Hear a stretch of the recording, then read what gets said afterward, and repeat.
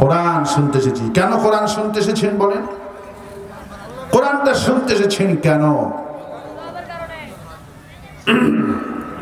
কোরআনকে বলছে কোরআন কেন শুনতে আসছি বলো? কোরআন বলছে আলিফ লাম রা কিতাবুন আনজালনাহু ইলাইকা লিতুখরিজান নাসা মিনাজ যুলুমাতি ইলান নূর। আমি কোরআন এসেছি तमाम পৃথিবীর মানুষগুলিকে অন্ধকার থেকে আলোর দিকে নিয়ে আসার জন্য। আমি কোরআনই পৃথিবীতে আসছি। যতগুলি পথ আছে সব পথ থেকে আমি কোরআন মানুষকে জান্নাতি বানানোর জন্য এসেছি। সুবহানাল্লাহ।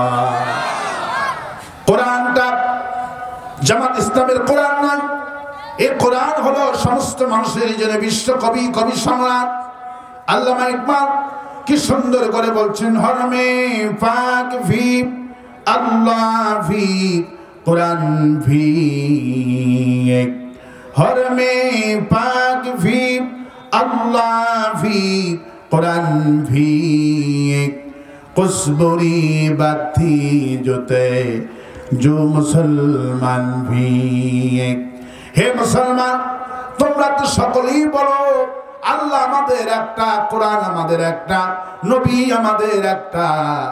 আল্লাহ যদি এক হয়, কোরআনটা যদি এক হয়, নবীটা যদি এক হয়, তাহলে ঘোষণা করো আমাদের দলও হবে একটা। দল কয়টা হবে? বর্তমান বাংলাদেশ ইসলামী দলের সংখ্যা কত? ৮০টি। কয়টি? আল্লাহ এক, কোরআন এক, নবী এক, কাবা এক, দল হবে একটা। আল্লাহ পাক বলছে আমি আমার দলের নামটা নিজে রেখে দিয়েছি,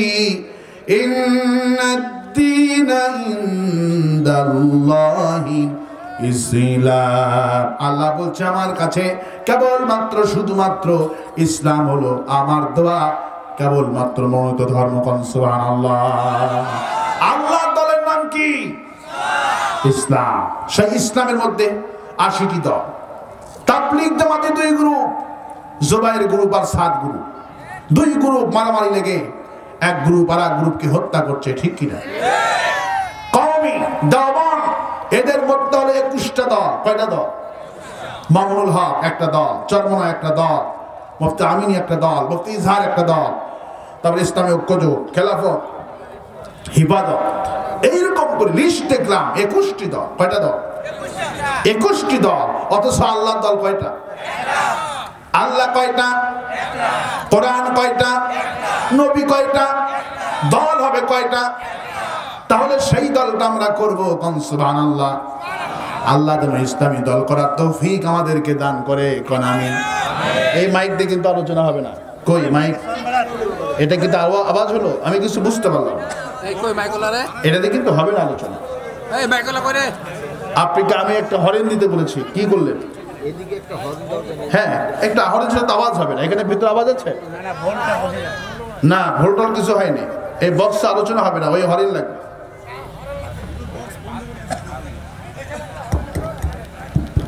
বক্সে চলছে। এই ভিতরে আওয়াজটা বার করে ভেতর দিকে একটা আওয়াজ দেন। ওই আওয়াজটা হবে না, আপনি আমার পেছনে আওয়াজ দেন, যাতে করে আমার দর্শক শুনতে পারে। আপনি ওই আওয়াজ দিতে এখানে হবে না। আমি তো অনেক প্রথম শুরুতেই বললাম, আধা ঘন্টা আগেই তো বললাম যে পিছন থেকে হরেন দেন। কেন করেননি কাজ? একটু জিকির করেন, লা ইলাহা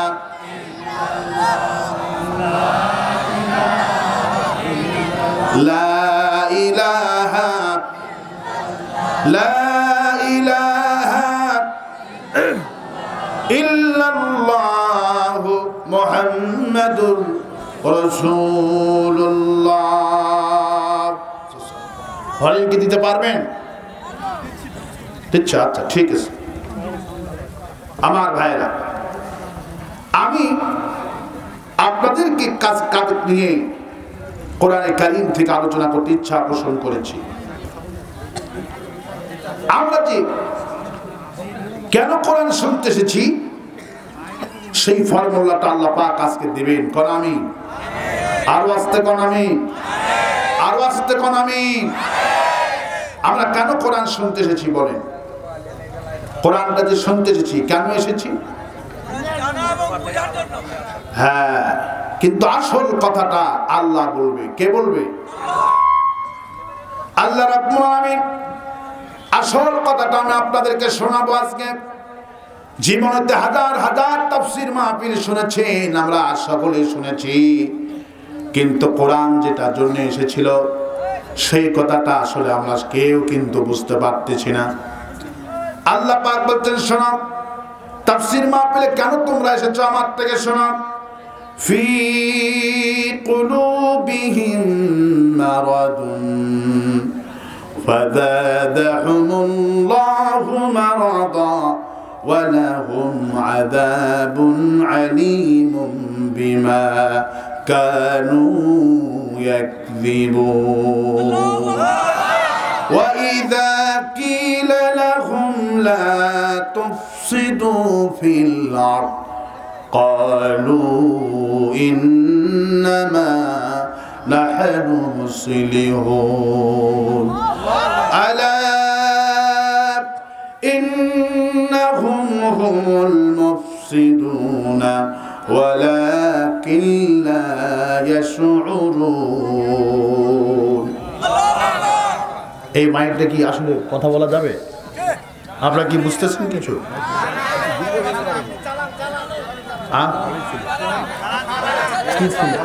হ্যাঁ, আমি তো আমার কথা লাউড দিতে পারতেছি না, কিছু বুঝতেছি না। এটাতে তো আসলে কথা বলা যাবে।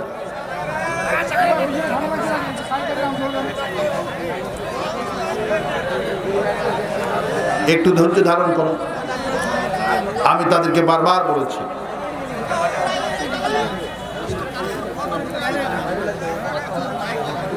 আমার কথা তো আমি শুনতেও পাচ্ছি না, আমি আমার জোরে বললে তো এইভাবে আওয়াজ দেওয়া যাবে। আশ্চর্য কথা। একটু জিকির করেন সুবহানাল্লাহ, লা ইলাহা লা ইলাহা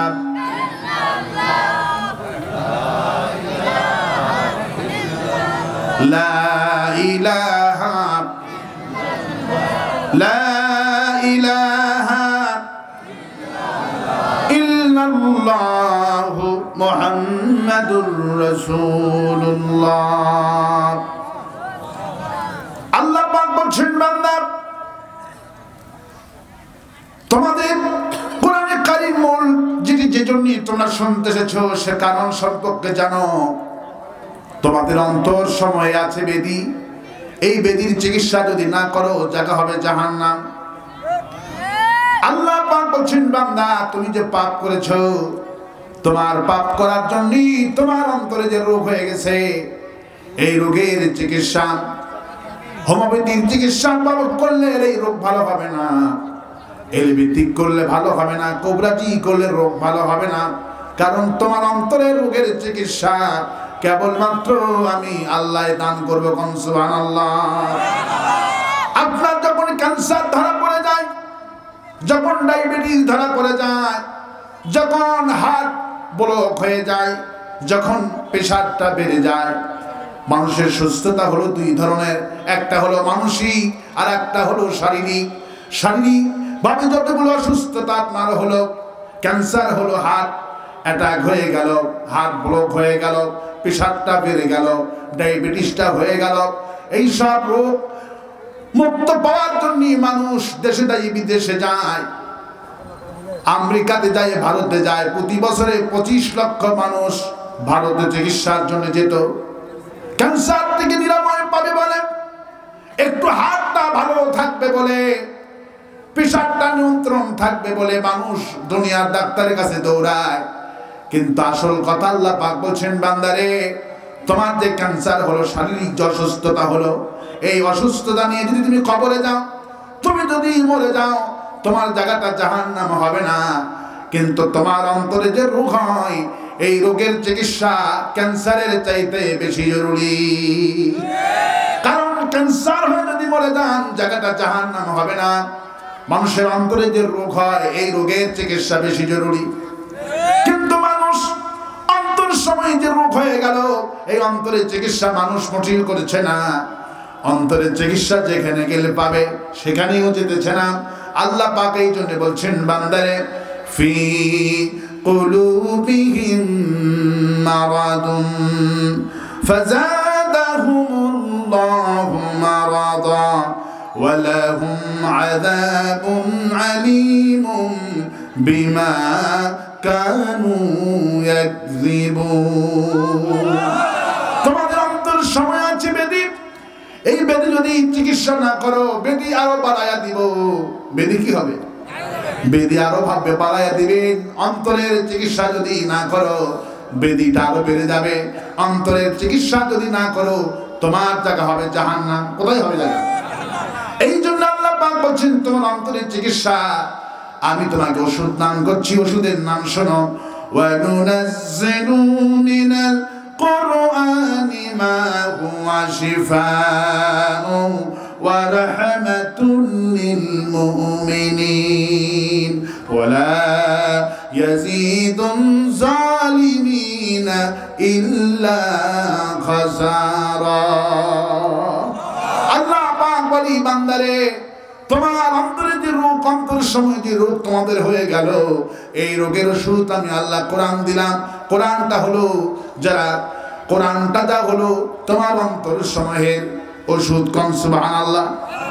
তাহলে ক্যান্সার আক্রান্ত হয়ে মরে গেলে জায়গা জাহান্নাম হবে না, বরং বুখারী শরীফে এসেছেন রাসূলুল্লাহ বললেন আল্লাহ তাকে ভালোবাসেন, আল্লাহ পাক তাকে রোগ দেন, অসুস্থ বিছানায় পড়ে থাকে, মানুষের তাকে গালায়, লোকেরা বলে লোকেরা বেটা পাপ করেছে এই জন্যই আল্লাহ তাকে বিছানায় ফেলে দিয়েছেন। কিন্তু হুজুর বললেন আল্লাহ তাকে মাফ করতে চান, আল্লাহ তাকে বিছানায় ফেলে দীর্ঘদিন অসুস্থ দেন যাতে করে আমার বান্দাটাকে বেশি ইস্তিগফার করার কারণে, তওবা করার কারণে আমি ওই বান্দাটাকে মাসুম করে আমার কাছে ডেকে নিয়ে নিই। আমার এই হায়াত পর্যন্ত আপনি বাঁচবেন যদি আল্লাহ যে ওষুধটা দিয়েছেন দুনিয়াতে সুস্থতার জন্য, যা রোগ আপনার যত রোগ হলো আর রোগের যত ওষুধ দিয়েছেন ওষুধ বলেছেন ও রোগ হলো, কিন্তু আল্লাহ ভরসা করে থাকলেন, ডাক্তারের কাছে গেলেন না, এই লোকটা মরে যাবে, মুনাফিক অবস্থায় মরবে, কুফরি অবস্থায় মরবে, কারণ আল্লাহ পাক বলছেন রোগও দিয়েছি রোগের ওষুধও দিয়েছি। আল্লাহু আকবার। আমার ভাইয়েরা এই জন্য মানুষের সবচেয়ে বেশি বড় রোগ হলো যেটি, সেটির নাম হলো ফি কুলুবিহিম মারাদুন। সুবহানাল্লাহ বলেন। অন্তর সমূহের বেদি। কিসের বেদি? অন্তরে যে বেদি হয়ে যায় এই বেদি যদি ভালো না হয়ে যায় জায়গাটা জাহান্নাম হয়ে যাবে। এই জন্য আল্লাহ পাক বলছেন ওয়ানুনাজ্জিলু মিনাল কুরআনি মা হুয়া শিফাউন ওয়া রাহমাতুল লিল মুমিনিন। যারা এই কোরআন কারীমকে বিশ্বাস করবে আমি তাদের রোগ ভালো বানায় দেব। কোন সুবহানাল্লাহ। এই মুমিনদের জন্য তোমাদের অন্তরে যে রোগ হলো আর মুমিনদের জন্য রোগের ওষুধ আমি আল্লাহ কোরআন দান করেছি।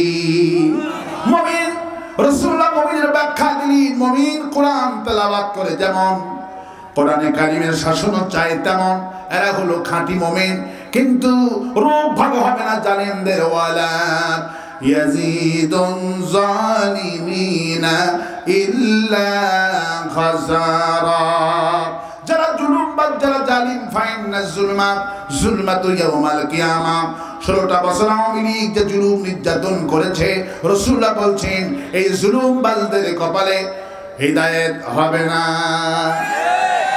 অন্তর সমূহে আমাদের রোগ আছে, আমাদের অন্তরের রোগ আছে। এই রোগ ভালো হবে কাদের? যারা কোরআনে কারীমকে বিশ্বাস করে তেলাওয়াত করবে। কোরআনটা পড়ে যেমন কোরআনে কারীমের শাসনটাও চাই তেমন।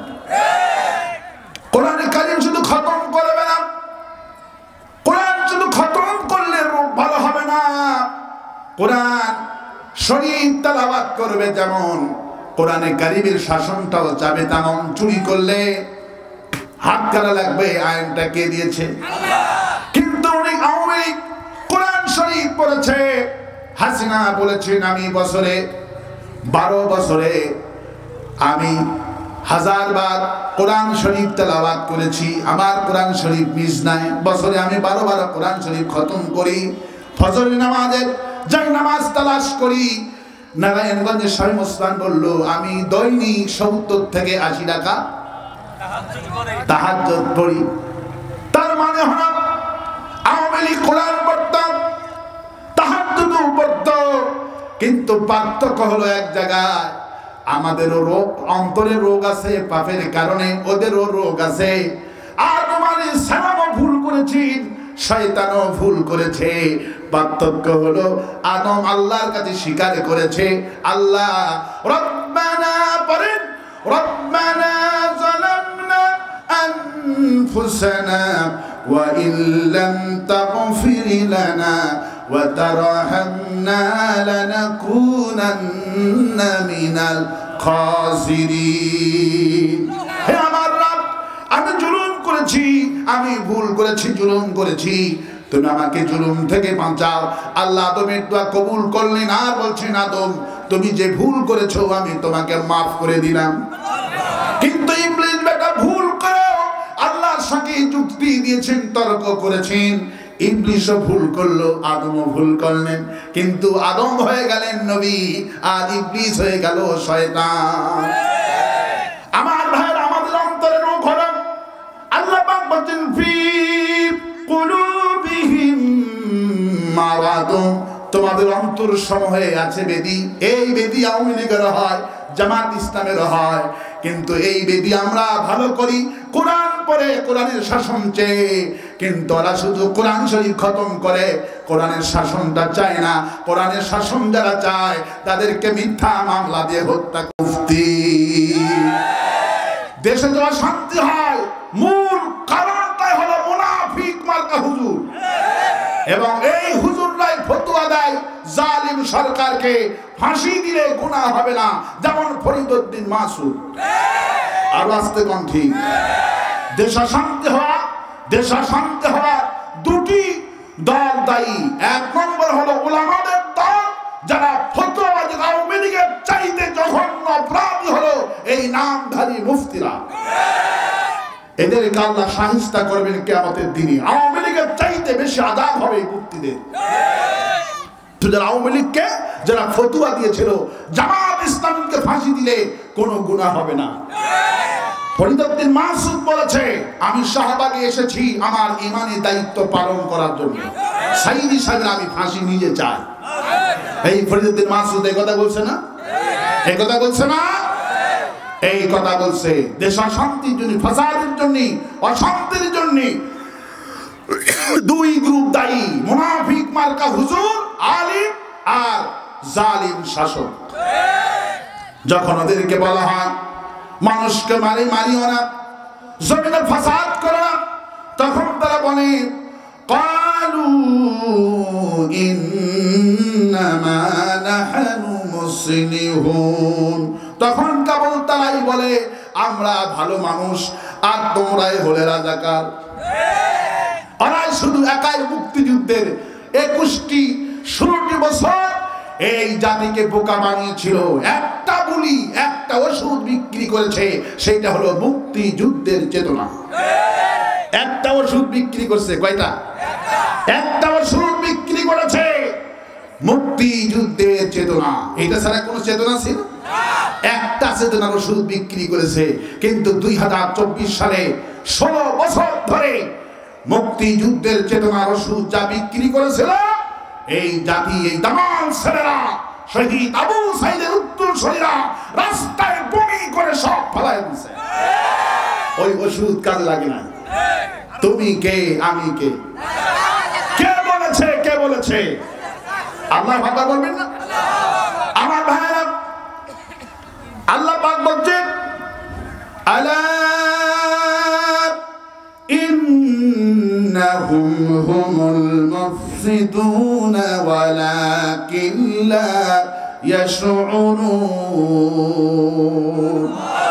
ওরাই যে ফাসাদকারী, ওরাই যে বড় রাজাকার, নিজেরাই জানে না।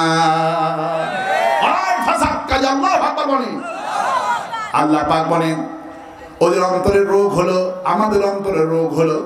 কিন্তু আমরা ওয়ানুনাজ্জিলু মিনাল কুরআনি মা হুয়া শিফাউ ওয়া রাহমাতুল লিল মুমিনিন। তোমাদের অন্তর সময় যে রোগ হয়ে গেল, এই রোগের নিরাময়, এই রোগের ওষুধ আমি আল্লাহ কোরআন শরীফ নাযিল করে দিয়ে দিলাম। তার মানে হলো কোরআন শরীফ হাজার খানিক কিনে দান করে দিলেন মাদ্রাসায়, মাদ্রাসায় পড়লো, আপনি কোরআনের পক্ষে আছেন। এর নাম কোরআনে কারিমের পক্ষে থাকা নয়। আপনি মাদ্রাসায় 5 টাকা করে দিলেন, তাফসীর মাহফিল অনুদান দিলেন। আওয়ামী লীগ তাফসীর মাহফিলে অনুদানটা দিত, এরা মাহফিলে অতিথি থাকতো, মাদ্রাসার উন্নয়ন করত, মসজিদের উন্নয়ন করত, নিজেরা কোরআন পড়তো। এক জায়গায় জাহান্নামের আমল ওদের আছে, সেইটা হলো মসজিদ বানাতো, মাদ্রাসা বানাতো, কোরআন পড়তো, মাহফিলে অতিথি থাকতো। সমস্যা হলো এক জায়গায়, কোরআন যেমন পড়ে কোরআনের শাসনটা চায় না। সমস্যা এক জায়গায়, কয় জায়গায় সমস্যা? এক জায়গায় ওদের সমস্যা। সেই যুগের মুনাফিক আওয়ামী লীগ কিন্তু কাফের নয়, ওরা কোরআন বিশ্বাস করে, আল্লাহকেও ডাকে না, ডাকে না? সেই যুগের মুনাফিকরা আল্লাহকে ডেকেছিল না, ডাকে না? সেই যুগের মুনাফিকরা আল্লাহ পাককে ডেকেছিলেন, এরাও আল্লাহ পাককে ডাকে। মুনাফিকদের কোনো ডাক আল্লাহর কাছে কবুল হয় না, কারণ কোরআন পড়ে, কোরআনের শাসনটা চায় না। রাসূল কারীম সাল্লাল্লাহু আলাইহি সাল্লামের কাছে সেই যুগের মুনাফিকরা যখন বলতেছে, রাসূলুল্লাহ সাল্লাল্লাহু আলাইহি সাল্লাম, আমরা কোরআন শরীফ খতম করেছি, আমাদের জন্য একটু দোয়া করেন। কি করেন? একটু দোয়া করেন। আল্লাহ রাসূল যখন মুনাফিকদের জন্য দোয়া করতে গেলেন, আল্লাহ পাক তখন বলে, হাবিব এদের জন্য দোয়া করে কোনো ফায়দা হবে না, এদেরকে এই কথা শোনান, বিমা উনজিলা ইলাইকা ওয়া মা উনজিলা মিন ক্বাবলিক। হে নবী, এই মুনাফিকদের বলো কোরআন শরীফ তো খতমটা করো, কিন্তু কোরআন শরীফ খতম করার আগে আল্লাহ পাক যে আমার প্রতি যা নাযিল করেছে, এই কিতাবের প্রতি তোমাদের ঈমান আনতে হবে। আল্লাহর কথা বললে কেউ মারবে না, নবীর দরুদের কথা বললে কেউ মারবে না। যখনই মানুষকে বলবেন চুরি করলে হাত কাটতে হবে, যখন এই কথা বলবেন যেই লোকেরা ফুলের মালা গলায় দিছিল, ওই লোকেরা ফাঁসি রশি গলায় দিবে। আমার আল্লামা সাইদি হুজুরকে যেই বাড়িটা তার এখনো আছে, শহীদ বাগে 5 তলা বাড়ি, এই বাড়িটা কিন্তু আওয়ামী লীগের লোক তার কাছে অল্প টাকা দিয়ে দিয়ে বিক্রি করেছে। আল্লাহু আকবার। পাবনাতে সেই লোকটার বাড়ি ছিল, সাইদি হুজুর এই বাড়িতেই ভাড়া থাকতেন, 71 সাল থেকে ভাড়া থাকতেন। হুজুরের কাছ থেকে উনি টাকাও নেয় না। উনি বলল, হুজুর আমি আওয়ামী লীগ করি, কিন্তু আমি আপনার দারুণ ভক্ত, এই বাড়ি আমি আপনাকে দান করে দিব। আল্লাহু আকবার। সাইদি হুজুরের যে বাড়িটা এখনো আছে, এই বাড়ি আওয়ামী লীগের লোক আওয়ামী লীগ করেন, তাকে দান করে দিয়েছে। আমার ভাইয়েরা, ভালোবাসা তাদের কোনো কমতি নাই, তারা ভালোবেসেছেন ইসলামকে, দান করেছেন। কিন্তু শর্ত হলো একটা, আল্লাহ পাক যে আয়াত নাজিল করেছি, কোরআন নাজিল করেছে, বিমা উনজিলা ইলাইকা, আমি যে মুহাম্মদ সাল্লাল্লাহু আলাইহি ওয়াসাল্লামের প্রতি কোরআন নাজিল করেছি, এই কোরআনের প্রতিটা ঈমান আনতে হবে। মানে হলো চুরি করলে হাত কাটা আইনটা কে দিয়েছে? চুরি করলে হাত কাটতে হবে। এই আইনটা বাস্তবায়নের জন্য শুধু জামাত ইসলামীকে আল্লাহ একাই দায়িত্ব দিয়েছেন, না এই দায়িত্ব আওয়ামী লীগেরও, এই দায়িত্ব বিএনপির, এই দায়িত্ব জাতীয় পার্টির, এই দায়িত্ব হলো প্রত্যেকটি মানুষের। ঠিক কিনা বলেন? কিন্তু আল্লাহ পাক বলেন, হাবিব ফি কুলুবিহিম মারাদুন, মানুষের অন্তর সমূহে আছে ব্যাধি, আর এই ব্যাধি যদি চিকিৎসা না করে, ভালো না করে, লোকটাকে জাহান্নামী হতে হবে। এই জন্য এই ব্যাধির চিকিৎসা, এই ব্যাধির ওষুধ, এই ব্যাধির চিকিৎসা, ক্যান্সার ভালো করতে মানুষ পাগল হয়ে যায়, জমি বিক্রি করে, ঋণ করে বিদেশে যায় ক্যান্সার থেকে বাঁচবে বলে। কিন্তু আল্লাহ পাক বলছেন, ক্যান্সার নিয়ে যদি লোকটা মারা যায়, লোকটা জান্নাতে চলে যাবে। আর অন্তরের চিকিৎসা যদি কোরআন থেকে না করে, কোরআন থেকে অন্তরীণ চিকিৎসা মানে হলো আল্লাহ যা নাজিল করেছে, আমি আল্লাহর আয়াতের প্রতি, আমি সমস্ত কিতাবের প্রতি, আয়াতের প্রতি ঈমান আনলাম। নামাজ পড়ে দেই কোরআন দিয়ে, হজ করে দেই কোরআন দিয়া, যাকাত দেই যেই কোরআন দিয়া, সুদ বন্ধ হবে সেই কোরআন দিয়া, চাঁদাবাজি বন্ধ হবে সেই কোরআন দিয়া, ধর্ষণ বন্ধ হবে সেই কোরআন দিয়া, জিনার বিচার হবে সেই কোরআন দিয়া, চুরি করলে হাত কাটা আইন বিচার হবে সেই কোরআন দিয়া। পার্থক্য হলো ওরা কোরআন দিয়ে নামাজ পড়বে, কোরআন দিয়ে হজ করবে, কোরআন দিয়ে যাকাত দিবে, কিন্তু আল্লাহ যে আইন দিয়েছেন এই আইন ওরা মানবে না।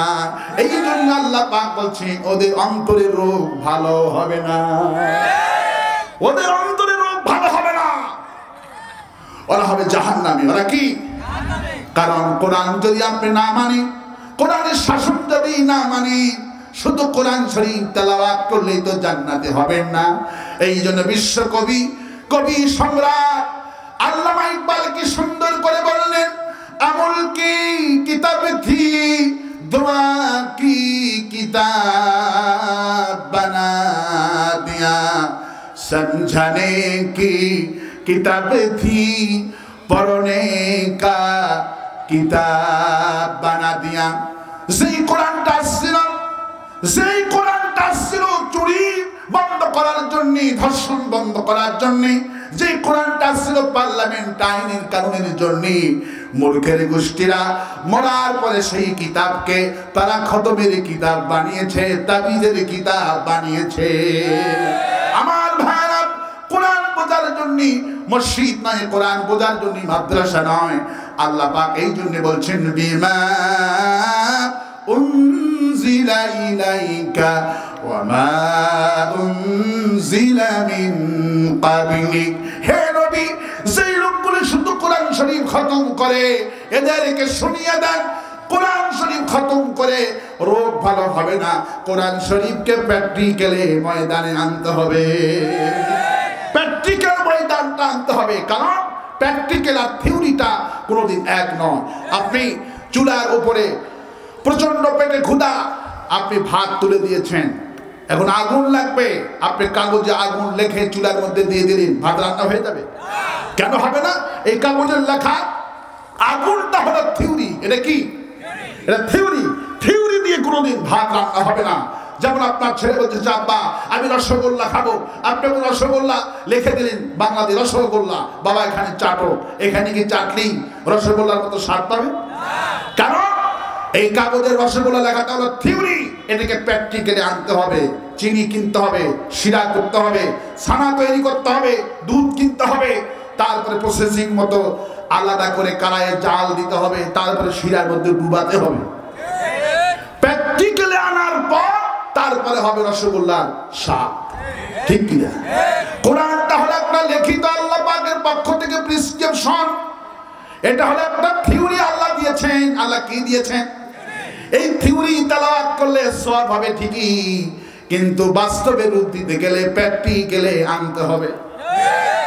আমাদেরকে নেতারা বলতাম হুজুর এই এলাকায় দারুণ মদ চলে, জুয়া চলে, এলাকার লোকেরা হিরোইন, কোকেন, তারপরে নেশা করতে করতে যুবকগুলি শেষ হয়ে যাচ্ছে। আমরা তখন বললাম, আমি তখন বললাম আমাদেরকে দিয়ে ধর্ষণের, আমাদেরকে দিয়ে ইফতিজিংয়ের ওয়াজ শোনা করে নেবেন, মদের ওয়াজ করে নেবেন, যুবকদেরকে ভালো হওয়ার ওয়াজ করে নেবেন, আর আপনারা মদের লাইসেন্স দেবেন। আমরা কোরআন বলছে মদের লাইসেন্স যারা দিবে এরা হলো শয়তান, এবং কোরআন বলছে আমাকে পার্লামেন্টে নিয়ে যাও, আমি মদের ফ্যাক্টরিটাই বন্ধ করে দিব। ওরা আমাদেরকে বলে মদের ওয়াজ করি, তারপর আপনাদের যুবকগুলি নষ্ট হয়ে যাচ্ছে, নেশাগ্রস্ত হচ্ছে। আমরা আমাদেরকে ওয়াজ করে দিবে আর ওরা সমানে মদের লাইসেন্স দিবে।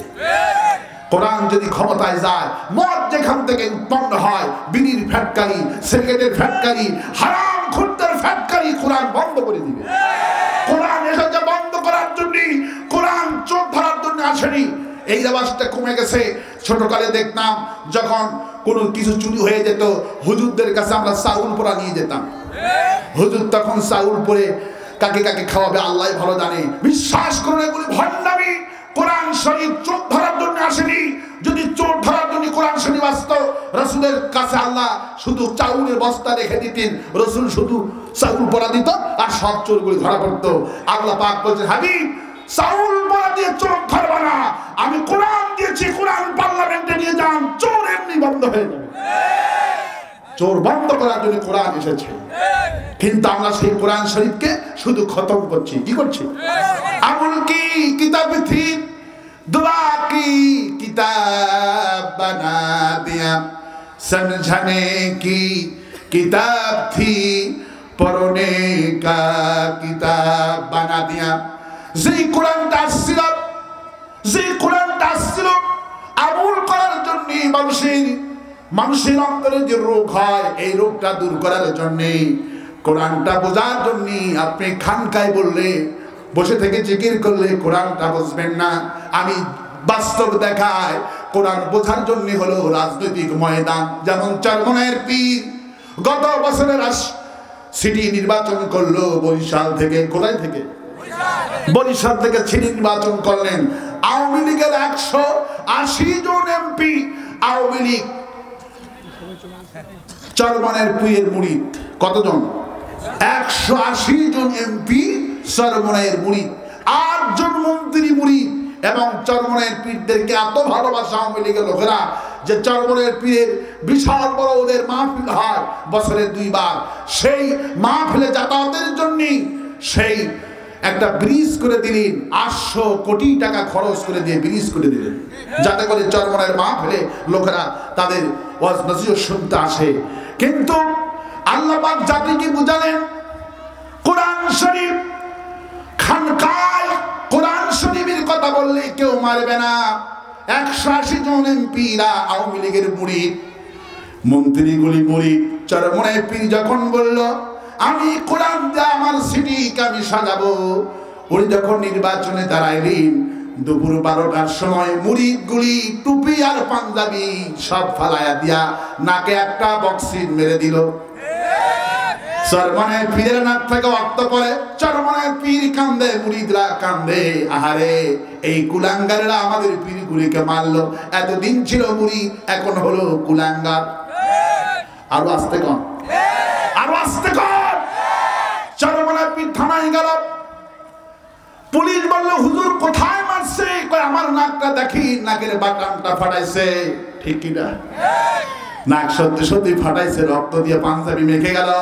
আমি তখন বুঝলাম চরমনায়ের মুরিদ তোমরা বুঝো, পীরেরা বুঝো, জামাত ইসলামী কি এতদিন মারছে, তোমরা রাজপথে আসনি, শুধু খানকায় দাওয়াত দিয়েছো, কেউ মারে নাই। এখন জীবনে প্রথম নির্বাচনে আসছো, একদিনের নির্বাচনে নাকের বাটাম ফাটাই দিল। কোরআন বোঝার জন্য হলো রাজনৈতিক ময়দান।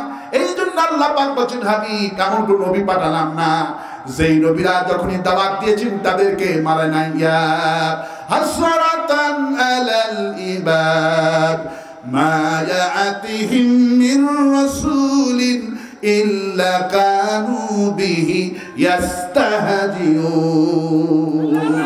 আমি এমন কোন নবী পাঠালাম না, এমন কোন রাসূল পাঠালাম না যেই রাসূলকে নবীকে সেই কওমের লোকেরা মারে নাই। কারণ কেন মেরেছে? আপনি কোরআন পড়লে কেউ মারবে না, বরং হাসানুল হাকিম উনি বললেন আমি আমার এলাকায় 10,000 কোরআন শরীফ বিতরণ করেছি। কোরআন শরীফ বিতরণ করলে কেউ মারবে না, কোরআন শরীফ তেলাওয়াত করলে মারবে না। আমাদের কোরআনের পাখি শহীদ আল্লামা সাইদি হুজুর যদি কোরআনের শাসনটা না চাইতো, বলেন তো তাকে জেলখানায় থাকতে হতো নাকি? ওনার অপরাধ আছে নাকি বলেন তো? ওনার তো কোনো অপরাধ না। উনি যদি পীর শাস্ত, বলেন তো বাংলাদেশে সবচেয়ে বড় দরবার তার হয়ে যেত। কিন্তু উনি পীর সাজেন নাই, উনি পীরের ছেলে, দাদা পীর, ওনার বাপ পীর ছিল। উনি পীরগিরি না করে উনি ইকামতে দ্বীনের কাজটুকুন করেছেন। উনি আল্লাহর জমিনে আল্লাহ বলেন ফি কুলুবিহিম মারাদুন, বান্দারে তোমাদের অন্তর সমূহে আছে রোগ, তোমাদের অন্তর সমূহে আছে ব্যাধি, তোমার শারীরিক যত অসুস্থতা আছে এগুলি তুমি ভালো করে তোমার কোনো ফায়দা হবে না। তোমার অন্তরটাকে আগে ভালো করো, অন্তর যদি ভালো হয়ে যায় তোমার জায়গা হবে জান্নাত। এই অন্তর ভালো করতে হলে এই কোরআন লাগবে। রাসূল বলছেন যারা মুমিন এরা হলো কোরআন তেলাওয়াত করবে, যেমন কোরআনে কারীমের শাসনও যাবে, তেমন এরা হলো খাঁটি মুমিন। এরা কি মুমিন? এরা খাঁটি মুমিন, এরা কোরআন বিশ্বাস করে। কারণ বিশ্বাসের কথা আল্লাহ পাক এখানে বলছেন। কোরআনে কারীম আমরা তেলাওয়াত করি যেমন, কোরআনে কারীমের শাসনটাও চাই তেমন। কিন্তু ওরা শুধু কোরআন শরীফ খতম করে, কিন্তু কোরআনের শাসন কায়েম হোক চায় না। আবু লাহাব মার্কা হাজি, রাসূল করিম সাল্লাল্লাহু আলাইহি ওয়াসাল্লামের চাচা নাম কি? আবু লাহাব। আবু জেহেল আপন না, কিন্তু আবু লাহাব আপন। কিন্তু আবু লাহাব হাজি এই জন্য বললাম, বিশ্বনবী জনাব মুহাম্মদ রাসূলুল্লাহ সাল্লাল্লাহু আলাইহি ওয়াসাল্লামের কোরআন কি পার্লামেন্টে তারা আইন পাস করেছেন। কোরআনে কারীমের বিরুদ্ধে পার্লামেন্ট আইন পাস করে রাসূলকে পাথর নিক্ষেপ করে উনি পরের দিন খানায় কাবা ধরে বলছেন লাব্বাইক আল্লাহুম্মা লাব্বাইক লাব্বাইক লা শারীকা লাক লাব্বাইক ইন্নাল হামদা ওয়ান নি'মাতা লাক ওয়াল মুলক লা শারীকা লাক। একজন সাহাবী দেখে আবু লাহাব খানায় কাবা তওয়াফ করে। সাহাবী জিজ্ঞেস করল, আবু লাহাব তুমি যে লাব্বাইক লাব্বাইক বলছো, তোমার এই হজ আল্লাহর দরবারে কবুল হবে না। আবু লাহাব খেপে গেলেন, কেন হবে না?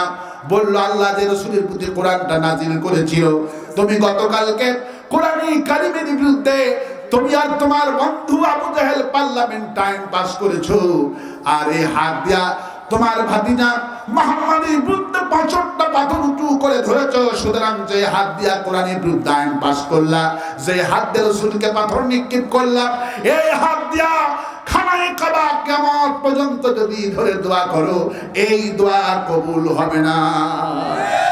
ওরা কোরআনের বিরুদ্ধে আইন পাস করে। যেই দলটা আল্লাহর আইন চায়, যেই দলটা আল্লাহর আইন চায়, এই দলটাকে ১লা আগস্টে ব্যান করে দিল। আল্লাহু আকবার। ১লা আগস্টে ব্যান করেছে, জামাত ইসলামীকে নিষিদ্ধ করেছে। কিন্তু আল্লাহ পাক বলছেন, জামাতকে নিষিদ্ধ করলি না, ওটা আমার ইসলামকে নিষিদ্ধ করলি। রাসূল করিম সাল্লাল্লাহু আলাইহি ওয়াসাল্লাম, রাসূল করিম সাল্লাল্লাহু আলাইহি ওয়াসাল্লামের মক্কা বিজয় এবং আমার দেশে ৫ই আগস্টের বিজয় ১৯ জায়গায় হাদিসের ভাষ্য অনুযায়ী মিল আছে। আল্লাহু আকবার। রাসূল সাল্লাল্লাহু আলাইহি ওয়াসাল্লামের দলকে আবু জেহেল প্রশাসন ১ তারিখে নিষিদ্ধ করেছিল। রাসূলের মনটা খারাপ হয়ে গেল, আরে আমার ইসলামটা নিষিদ্ধ করে দিল, আর প্রচার করতে পারবো না। আল্লাহ পাক হাবিবকে সান্ত্বনা দিয়ে আয়াত নাযিল করলেন, ইউরিদুনা লিউতফিউ নূরাল্লাহি বিআফওয়াহিহিম ওয়াল্লাহু মুতিম্মু নূরিহি ওয়ালাউ কারিহাল কাফিরুন। হে রাসূল, কাফিরদের দল তোমার দল ব্যান করেছে, তুমি মনটা খারাপ করে দিও না। মুতিম্মু নূরিহি, ওরা মুখের ফু দিয়া তোমার ইসলামকে নিভাইতে পারবে না। এটা মুতিম্মু নূরিহি, এটা আমার ইসলাম, এটা আমার নূর। এই নূর যারা নিভাইতে আসবে, ওদের গোষ্ঠী সুদ্ধা নিভে যাবে। আবু জাহেল বিশ্বনবীর দলকে ব্যান করলেন ১ তারিখে।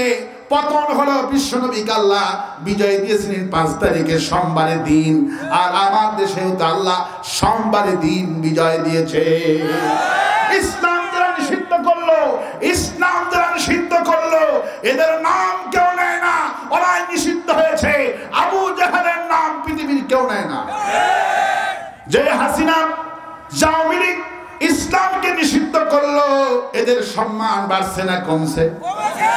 রাসূলুল্লাহ সাল্লাল্লাহু আলাইহি ওয়াসাল্লাম, ইন্নাল্লাহা ইয়ারফাউ বিহাদাল কিতাব।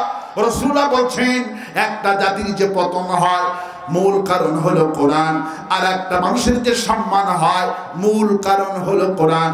আমার সাইদি হুজুরকে যে মানুষ ভালোবাসে, প্রতিদিন হাজার হাজার মানুষ সাইদি হুজুরের কবরে যায়। সেদিন দেখলাম মুর্শিদাবাদ থেকে ৯০০ জন ভারতের মুসলমান এসেছে কবরে, পাকিস্তান থেকে এসেছে। আল্লাহর ওলির কবরে প্রতিটা দিন থেকে দোয়া করার জন্য মানুষ আসে।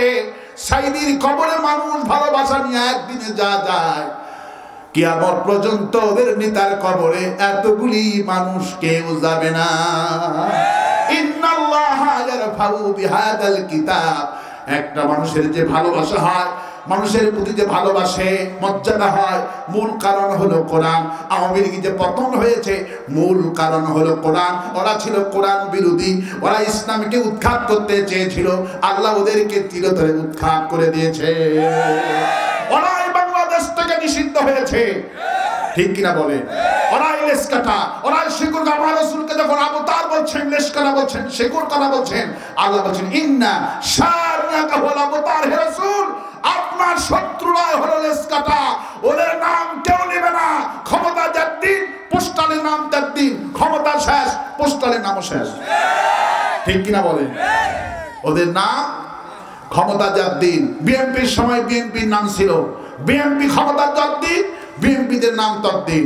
আওয়ামী লীগ ক্ষমতার যার দিন আওয়ামী লীগের নাম ততদিন। কিন্তু আমরা যারা কোরআনে কারিমের আলিম আছি, আমরা বিএনপির সময় 1 নম্বর, আওয়ামী লীগের সময় 1 নম্বর। যারা কোরআন শিখে ইন্নাল্লাহা ইয়ারফাউ বিহাদাল কিতাব, যারা কোরআন শিখে, কোরআনের মর্যাদা, এদের কোনো মর্যাদার অভাব হয় না। আওয়ামী লীগের সময় প্রধান বক্তা, বিএনপির সময় প্রধান বক্তা। কিন্তু বিএনপির সময় আওয়ামী লীগ নাই, আওয়ামী লীগের সময় বিএনপি নাই, কিন্তু আমরা সব সময় আছি। আল্লাহু আকবার। এটাই হলো হাদিস, ইন্নাল্লাহা ইয়ারফাউ বিহাদাল কিতাব। একটা লোকের যে সম্মান হয়, মর্যাদা হয় কোরআনের জন্য। আওয়ামী লীগের যে পতন হয়েছে মূল কারণ হলো কোরআন। মূল কারণ কি? রাসূলকে নিষিদ্ধ করতে চেয়েছিল আবু জাহেল 1 আগস্টে, ওরা নিষিদ্ধ হয়ে গেল। ওদের নাম কেউ নাই। নামাজ সাইদি হুজুরকে 13টা বছর কষ্ট দিয়েছে, দুনিয়া থেকে বিদায় হয়েছেন আল্লামা সাইদি। মরার পরেও যেমন মর্যাদা, জীবন্ত অবস্থায় যেমন মর্যাদা, জেলখানায় থাকার পরেও তেমন মর্যাদা, 1 ইঞ্চি মর্যাদা কমে যায় নাই, 1 ইঞ্চি কমে যায় নাই।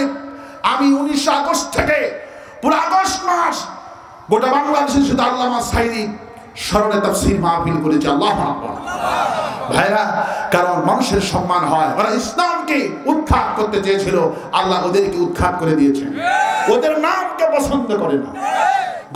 গত পরশুদিন একজন আলিম তিনি ফেসবুকে সাক্ষাৎকার দিয়েছে, বলল আমার খালা আমাকে ফোন করেছে দুপুরবেলা। খালা আমাকে বলছে, বাবা তুমি তো আলেম মানুষ, তোমার খালা তো ভাইয়ের 2 জনেরই একই দিনে 2 আমার সন্তানেরই তাদের সন্তান হয়েছে। আমার নাতি পৃথিবীতে এসেছে, তোমার বড় ভাইয়ের ছেলে সন্তান হয়েছে এবং ছোট ভাইয়ের সন্ধ্যার সময়, মানে রাতের বেলা হয়েছে, পরের দিন খালা ফোন দিয়েছে নাম রাখবে বলে। আলেম ভাগিনার কাছে ফোন দিয়েছে খালা, বাবা তুমি আলেম মানুষ, আমার নাতি হয়েছে, নাতনি হয়েছে, তুমি এদের নাম রেখে দাও। বললো খালা আমার বড় ভাইয়ের বড় যে সন্তানটা হয়েছে দুনিয়ায় এসেছে, আমি তার নাম রেখে দিলাম আমার পছন্দের একজন মুফাসসির, গোটা দুনিয়ার মানুষ যাকে ভালোবাসেন। 38,000 গায়বে জানাজা হয়েছে সারা পৃথিবীতে আল্লামা সাইদি। রাসূলুল্লাহর পরে এত জানাজা পৃথিবীর কারো হয় না। 180 দেশে তার গায়বে জানাজা হয়েছে। আল্লাহ এবং একজন ব্যক্তির মুক্তির জন্য 192 জন মানুষ জীবন দিয়েছে। পৃথিবীর ইতিহাসে নাই, পৃথিবীর ইতিহাসে নাই একটা ব্যক্তির জন্য লক্ষ লক্ষ লোক হয়, এটা পৃথিবীর ইতিহাসে নাই। সাইদি কোনোদিন হবে না। আমাদের নামের আগে দ্বিতীয় সাইদি মানুষ লেখে, এগুলি না লেখাই ভালো। সাইদি সাইদি, দ্বিতীয় সাইদি আর কোনোদিন হবে না। আমার দেশে আজহারের মাহফিলে লক্ষ লক্ষ লোক দেখতেছেন, আমির হামজার মাহফিলে লক্ষ লক্ষ লোক হয়, কিন্তু লক্ষ লক্ষ লোক হয় ঠিকই, কিন্তু এদের জনসময় যত লোক হোক এগুলি হলো ওয়ান টাইম ইউজ। আমি যদি ভুল বলি আপনারা বলবেন যে আপনারা ভুল বলতেছেন। আমার ধারণা হয়েছে আজহারি সাহেবকে দিয়ে যদি এই ময়দানে 5 দিন ব্যাপী তাফসীর মাহফিল দেন, প্রথম দিন যে লোকের ঢল নামবে, দ্বিতীয় দিন কমবে না বাড়বে, তৃতীয় দিন, চতুর্থ দিন কমবে, পঞ্চম দিন, পরের বছর যদি আবার বলেন আজহারি 5 দিন তাফসীর করবে, লোকেদের সংখ্যা কমবে না? লোকেরা বলবে গত বছর 5 দিন শুনছি কিছু নাই, 1 ঘন্টা তাফসীর করার মতো মাল আছে, কিন্তু 5 দিন ধরে 40 বছর তাফসীর করার মতো ইলম যোগ্যতা আল্লাহ পাক একজন মানুষকে দিয়েছিলেন, তিনি মরহুম শহীদ আল্লামা সাঈদী। যেমন সুর, যেমন কণ্ঠ, যেমন ইলম, যেমন যা যা প্রয়োজন আল্লাহ নিজে দান করেছেন। 5 দিন ব্যাপী যদি এই ময়দানে আমির হামজাগিতে তাফসীর করান, আগামী বছর থেকে 5 দিনের মাথায় 5000 লোকও হবে না। এই কথাকে আমি ভুল বললাম? 5 দিন ব্যাপী তাফসীর মাহফিল আজহারিকে দিয়ে করালে পরের বছর 5000 লোক হবে না। কেন হবে না? সাঈদীর যে কথার আকর্ষণ, যে ভালোবাসা, এটা আল্লাহর কাউকে দেয়নি। একদিনে হুয়ে লক্ষ লোক হচ্ছে, কিন্তু এই হুই 5 দিন দিয়ে দেখে। এই জন্য বাংলাদেশের তাফসীর মাহফিল আছে, সাঈদীর ময়দান আছে, সাঈদীর ওই লোকজন এখনো আছে, কিন্তু কেন আজহারি আমির হামজাকে দিয়ে 5 দিন তাফসীর তারা করে না? কারণ তারা ক্যালকুলেশন করেছে, সাঈদী সাহেবকে দিয়ে আমরা 5 দিন তাফসীর করতাম, প্রতিদিন মানুষ বাড়ত, কিন্তু এদের সেই এখনো ভালোবাসা, ওই তাফসীর করার যোগ্যতা এখনো হয়নি। 5 দিন এই জন্য এদেরকে কাউকে দিয়ে, আমাদের কাউকে দিয়ে সাঈদী সাহেবের মাহফিল যারা করতো সেই নেতারা, সেই মানুষগুলি এখনো আছেন, কিন্তু কাউকে দিয়ে লাগাতার 5 দিন ব্যাপী তাফসীর আয়োজন করে না। কারণ তারা হিসাব করেছে 5 দিন তাফসীর করলে লোক হবে না, একদিন হবে, কিন্তু 5 দিন হবে না। আলহামদুলিল্লাহ, আপনাদের ধন্যবাদ, আপনাদেরকে সহি কথা বোঝার জন্য আমার চিন্তার সাথে আপনাদের চিন্তা এক। আল্লাহ 5 দিন ব্যাপী তাফসীর মাহফিল করার যোগ্যতা আল্লাহ তাকে দিয়েছিলেন, তিনি শহীদ আল্লামা দিলওয়ার হোসেন সাঈদী। তো তখন খালাকে বলতে, খালা আমার একটা পছন্দের বক্তা শহীদ আল্লামা সাঈদী, এটা আপনার বড় ছেলের বড় নাতির জন্য রেখে দিলাম। খালা বলছে আলহামদুলিল্লাহ, খুবই সুন্দর, আমার পছন্দ। বলছে বাবা এখন যে মেয়ে হয়েছে ছোট ছেলে, হাসিনার কথা বলে না, আমার নানি যে হাসিনা রাখছো, এই জন্য শুধু সবাই বলে পালাইছে রে পালাইছে। আব্বা দয়া করে নামটা চেঞ্জ করেন, কারণ এই জন্য আওয়ামী লীগের কোন লোকেরা নিজের সন্তানের নাম হাসিনা রাখে না, ওরা জানে এই নাম গজবি নাম। সাঈদী হুজুরি করার নিষিদ্ধ করলো, ওয়াজ মাহফিল জেলখানায় নিয়ে গেল, সম্মান বেড়ে গেছে। ইন্নাল্লাহা ইয়ারফাউ বিহাদাল কিতাব, একটা জাতির যে সম্মান হয়, একটা জাতির যে মর্যাদা হয় কোরআনে কারিমের জন্য, আল্লামা সাঈদী যে কোরআনের বুলবুলি তুলেছিলেন, এই জন্য সম্মানটা এত বেড়ে গেল। হুজুর যেদিন মারা গেলেন, অবস্থাটা কি হয়েছে বোঝানো যাবে না, গোটা দুনিয়া থেকে কান্না রোল। রাসূল বলছেন মৌতুল আলম মৌতুল আলিম, মৌতুল আলম মৌতুল আলিম। একটা খাঁটি তাফসীর কারকের মানুষের যখন মৃত্যু হয়ে যায়, গোটা দেশের মানুষের মৃত্যুর মতো হয়ে যায়। সাঈদী হুজুর যেদিন মারা গেলেন, নামাজে গেলাম, মসজিদটা নীরব হয়ে আছে, হুজুর কান্দে, মুসল্লি কান্দে, কান্দে আর কান্দে। আল্লাহ পাক বিশ্ববাসীকে দেখালেন 24 ঘন্টার মধ্যে 900 জন সাঈদীর ভক্তরা তাদের সন্তান দুনিয়াতে আসলো, নাম রেখে দিল, প্রত্যেকটি মানুষ তার সন্তানের নাম রেখে দিলেন শহীদ আল্লামা দিলওয়ার হোসেন সাঈদী। সাঈদীকে ওরা মারতে চেয়েছিল, মরার পরেও সাঈদীর নাম লোকেরা রেখে দিয়েছেন। কারণ হলো কি, ইন্নাল্লাহা ইয়ারফাউ বিহাদাল কিতাব। একটা জাতির পতন হয়, একটা মানুষের ভালোবাসা হয়, মূল কারণ হলো কোরআনের জন্য। এই কোরআন লাগবে, কি লাগবে? এই জন্য আল্লাহ পাক বলেন ফি কুলুবিহিম মারাদুন, তোমাদের অন্তর সমূহে আছে বেধি। এই বেধি ভালো করতে হলে কি বুঝলেন? শুধু কোরআন পড়তে হবে না, কোরআনের আইন চাইতে হবে। কোরআন পড়ে অন্তরের রোগটা ভালো হবে না যতক্ষণ পর্যন্ত কোরআনের শাসনটা না চাবেন। এখন হাদিস শরীফ থেকে ক্লিয়ার করি, রাসূলুল্লাহর ব্যাখ্যায় বলেছেন মুমিন হলো তারা যারা কোরআন শরীফ পড়ে, কোরআন শরীফের শাসনও চায়, এরা হলো খাঁটি মুমিন। এদের দৃষ্টান্ত রাসূলুল্লাহ বললেন লেবুর মতো। কিসের মতো? লেবুর মতো। লেবু খাইতেও মজা, লেবুর ঘ্রাণও সুন্দর। কারণ লেবুর কথা রাসূল বলছেন কেন? লেবু খাইতেও মজা, লেবুর ঘ্রাণ সুন্দর। ওরা হলো মুনাফিক যারা কোরআন শরীফ পড়ে কিন্তু কোরআনের শাসন চায় না। রাসূলুল্লাহ বলছেন এদের দৃষ্টান্ত হলো মাকাল ফল। কি ফল? মাকাল ফল। কারণ মাকাল ফল দেখতেই শুধু সুন্দর, কিন্তু মাকাল ফল খাওয়া যায় না, ভেতরে যেটা আছে দুর্গন্ধ। মুনাফিকের দৃষ্টান্ত হলো মাকাল ফল। আল্লাহ পাক সেই জন্য রাসূলকে বলছেন, এই লোকগুলি কোরআন পড়বে, কোরআনের কথা বলে, তোমার প্রতি ঈমানের কথা বলে, এদের পরিচয় শোনো। وَمِنَ النَّاسِ مَن يَقُولُ آمَنَّا بِاللَّهِ وَبِالْيَوْمِ الْآخِرِ وَمَا هُمْ بِمُؤْمِنِينَ। হে নবী, মানুষের মধ্যে কিছু লোক আছে, এরা বুকে থাবা দিয়ে ঈমানের কথা বলে, মাথায় টুপি দিয়ে ঈমানের কথা বলে, আল্লাহর কথা বলে, রাসূলের কথা বলে, ওয়ামা হুম বিমুমিনিন, এরা মুমিন না, এরা মুমিনের নামে বাটপার।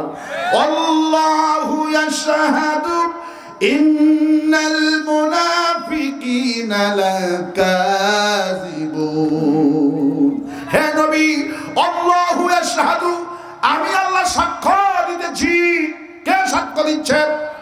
আল্লাহ পাক বলে, আমি আল্লাহ সাক্ষ্য দিতেছি। আল্লাহু ইয়াশহাদু ইন্নাল মুনাফিকিনা লাকাযিবুন। এই মুনাফিকরা হলো মিথ্যাবাদী।